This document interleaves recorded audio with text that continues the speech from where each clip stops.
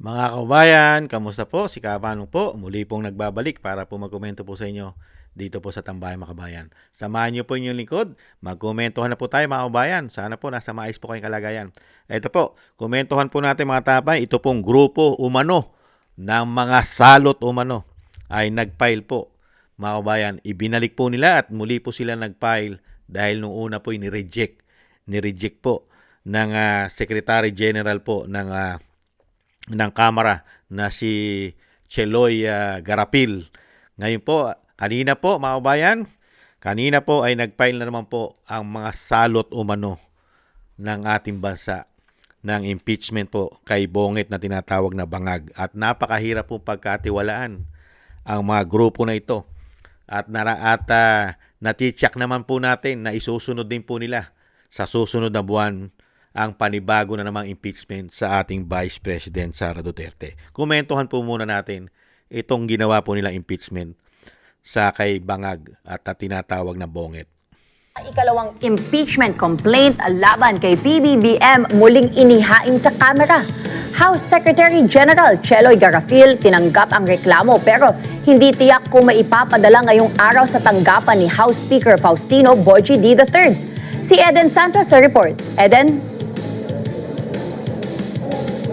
Yes, Gianna. Naku, nag-take to nga ng filing ng impeachment complaint laban kay Pangulong Ferdinand Marcos Jr. ang Makabayan Coalition dito sa Kamara.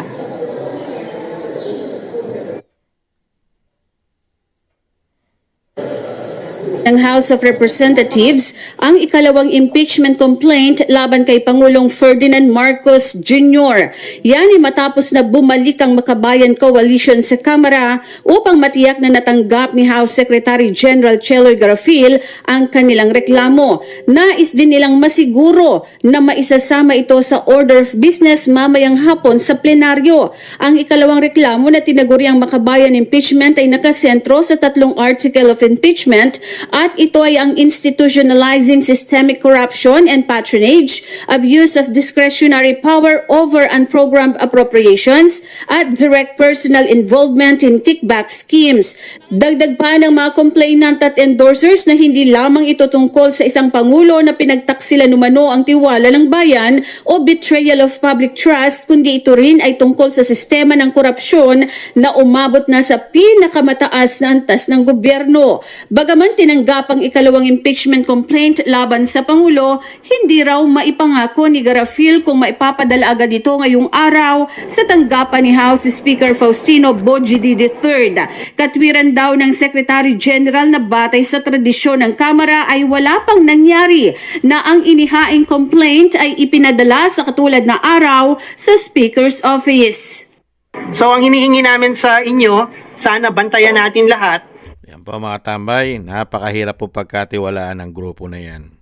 Dahil una-una, may issue po yan. Noong nakaraan lang po, nakaraang buwan, mga bayan, o nakaraang linggo, ang lumilipas, ay hindi po ba nasa mainit na balita po ang grupo po niyang Makabayan Black. Lalong-lalo po sa mga natsugi nating mga kabataan nating natsugi. Natsugi po mga kabataan dito po sa grupo ng kamatayang black umano na tinatawag nila. Mga salot umano. Hindi po ba ilang po ang natsugi natin mga kababayan na nakuha po at na-brainwash po ng tinatawag po kabataan party list. Napakahirap pong pagkatiwalaan ng grupo na yan. At yan po ay may agenda naman po yan. At yan naman po mga kababayan, inaasahan naman po natin yan mga kababayan. Nagagawin po nila yan. Dahil nga po ang una pong susunod nila dyan, ang ikalawa nila susunod dyan ay yung sa Vice President. Yan po ang mga layunin yan. Komento ko po. Siyempre po, kung i-impeach po nila ang presidente ng bansa, tsak po. Gigil na gigil din po lalo yan na ma-impeach ang Vice President. Hindi po ba pag na-impeach mo ang dalawang pinuno na halal ng bayan, ay sino po ang makikinabang? Hindi po ba? At malaki po ang pakinabang nila. Bakit po? Dahil, mga bayan, mananatili na naman po sila sa ganyang posisyon na mahihirapan na naman silang kundinahin. Hindi po katulad na mapalitan po si Bongit si Bangag na tinatawag ng kanyang ate. Pagka po si Inday Sara ang naipalit, pati po ang mga salot na ito umano ay mananagot po sa batas.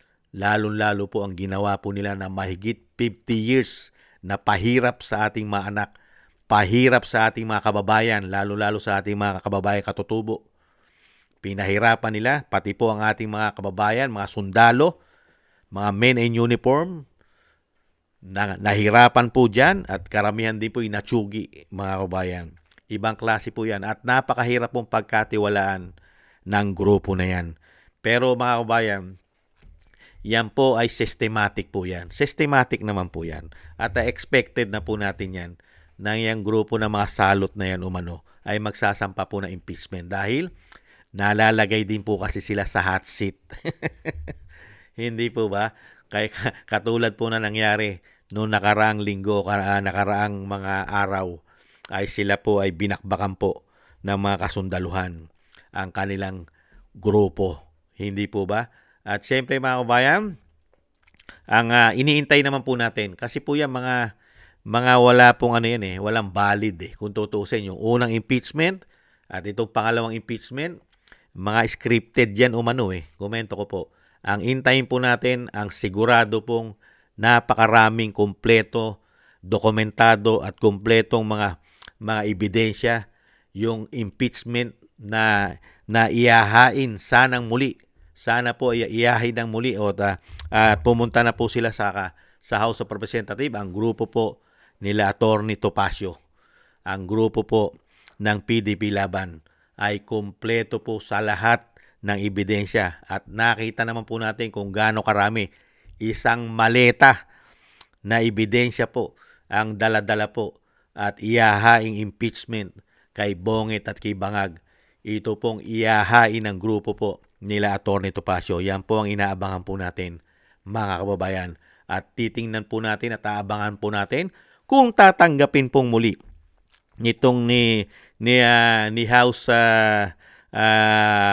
si House Secretary ni House Secretary General Cheloy Garapil, mga kababayan. Kung magiging garapal po ba siya at hindi niya tatanggapin muli ang ikalawang impeachment nitong isasampa po ng grupo po nila Attorney Topacio, mga kababayan. Yan po mga kababayan ang komento po natin dito po sa sinampang impeachment ng mahigit 50 years na po. Ito pong grupo na tinatawag pong makabayan, na tinatawag naman pong nakamamatay na grupo umano, mga kababayan. Ibang klase po to. Kamatayan black daw po ang tawag dyan sa grupo na yan. Pero ang tawag naman po ni Kamanong dyan ay mga salot umano ng ating bansa. Maraming salamat po sa nagusto po ng ating Tambayang Makabayan sa YouTube at TikTok. At ganun din po mga kababayan sa mga subscribers po natin. Thank you po sa inyo. At syempre po mga kababayan, yung nagko-comment, like, share, and subscribe. Maraming salamat po sa inyo. At yung shoutout po sa inyo lahat, ingat-ingat po kayo. At thank you rin po sa mga nagbibigay po ng tulong at biyaya.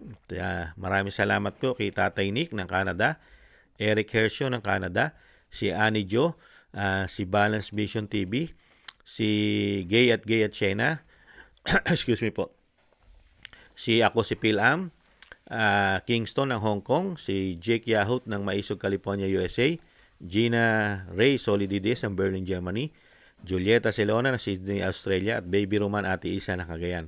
Thank you po mga kabayan. Ingat-ingat po kayo. God bless po. Maraming salamat po. Bye-bye.